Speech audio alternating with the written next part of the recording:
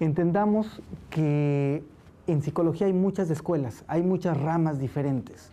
Entonces, ¿por qué una rama más? ¿Por qué una escuela más? Cada vez que en psicología estudiamos cada una de las escuelas, estudiamos una teoría, estudiamos una explicación del porqué de la mente, y aparentemente parecería que todas están separadas. Una que otra coincide en algunos puntos, pero la mayoría de las escuelas psicológicas están separadas.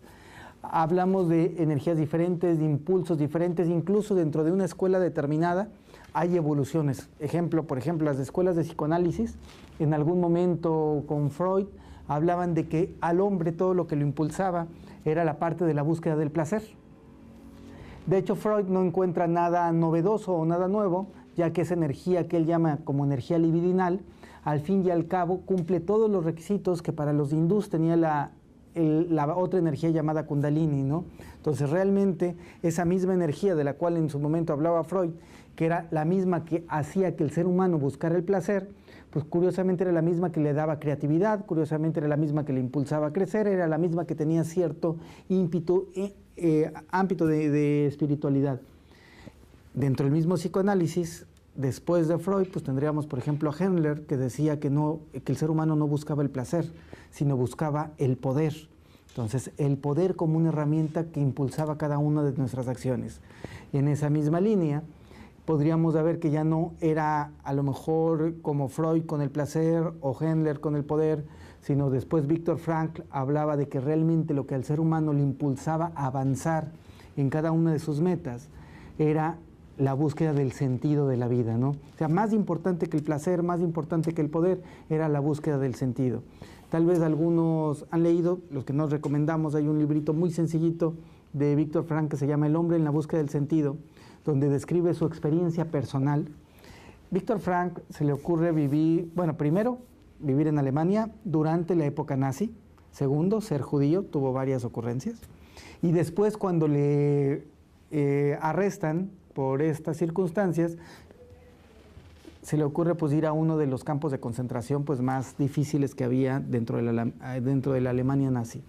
En ese contexto, él aprende y él describe que lo único que comía al día era 150 gramos de pan aproximadamente y una sopa de arvejas sin arvejas, ¿no? O sea, realmente prácticamente agua con pan era lo que estaba consumiendo.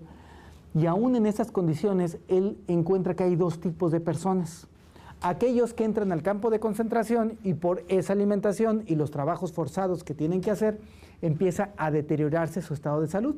Y ese estado de salud empieza a afectarse, hasta que llega un momento en el cual se afecta tanto que fallecen. Prácticamente por inanición, por infecciones, etcétera, porque no tenían un servicio médico adecuado, obviamente.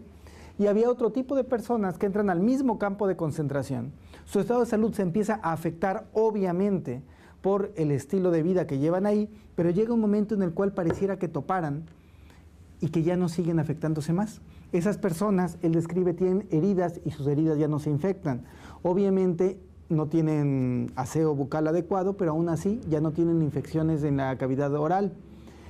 Esas personas prácticamente continúan con su vida y continúan aguantando aún con esa alimentación tan precaria y siguen afectados. Y él dice, ¿de qué dependerá?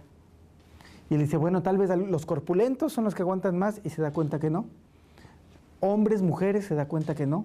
De algún extracto social, se da cuenta que no.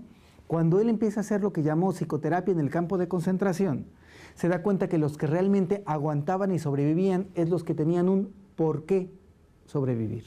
O sea, un sentido en su vida. Algunos de ellos lo hacían porque querían volverse a encontrar con el amor de su vida.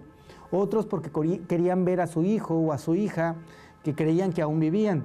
Él mismo se da cuenta que él está soportando estar ahí y es parte de ese grupo porque quiere compartir con otros seres humanos los descubrimientos que él estaba haciendo. Entonces se da cuenta que incluso él era psicoanalista, él era discípulo de Sigmund Freud, él se da cuenta que en ese momento, incluso en los sueños que él sabía interpretar, pues no había causas libidinales, o sea, no había búsqueda del placer. Que incluso sus compañeros, lo más que lograban en búsqueda del poder era hacerse amigo de un guardia para que les dejara pasar su plato de comida al fondo de la olla y encontrar un poco más. O sea, ese era todo el poder al que aspiraban.